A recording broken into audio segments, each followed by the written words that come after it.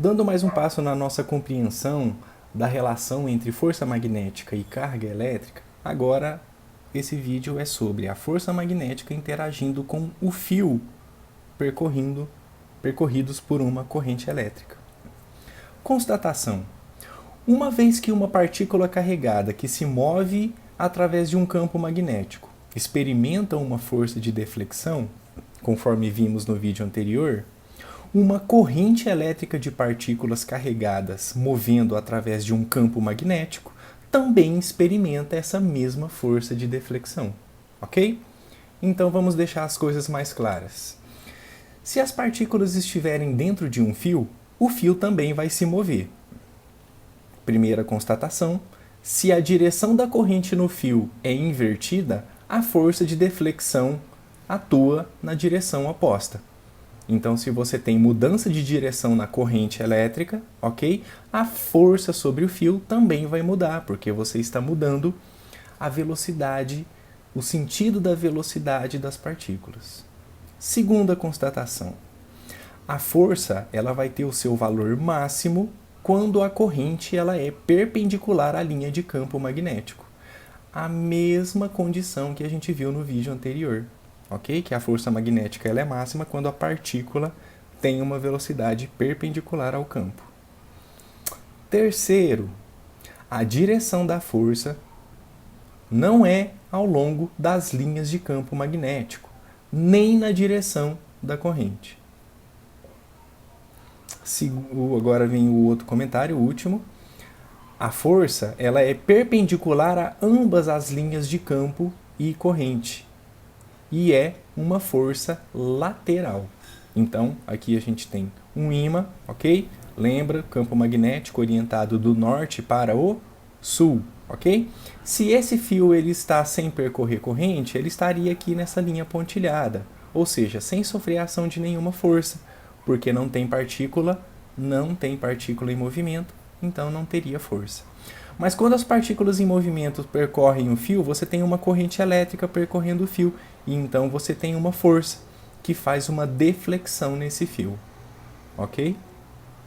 A mesma coisa, se a corrente muda de sentido, olha aqui o sentido da corrente da esquerda para a direita. Aqui nessa outra imagem, a corrente elétrica tem qual orientação? Da direita para a esquerda. E olha o que aconteceu com a força. Essa força ela defletiu o fio mais para baixo, ok? Percebe que essas forças elas têm sentidos opostos porque as correntes mudaram a sua orientação, ok? Olha, o campo magnético é o mesmo. Ok, continuando então o comentário. Assim como um fio de transporte de corrente desvia uma bússola magnética, um ímã vai fazer a deflexão desse fio de transporte de corrente. Os fenômenos eles são semelhantes, ok? Ambos os casos mostram diferentes efeitos do mesmo fenômeno. A descoberta de que um ímã exerce uma força sobre um fio condutor de corrente criou muita excitação em termos de descoberta científica. As pessoas começaram a se aproveitar dessa força para fins úteis. Por exemplo, medidores elétricos, motores elétricos, ok?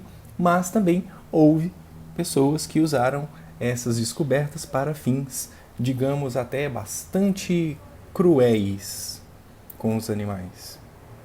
Comentários disso em vídeos sobre história da ciência. Uma questão para se pensar.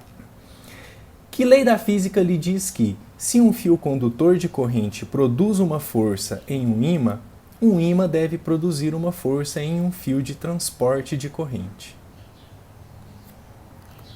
A resposta, portanto, é a respeito da terceira lei de Newton, que se aplica a todas as forças da natureza. Ok? Você entendeu bem a intenção dessa pergunta?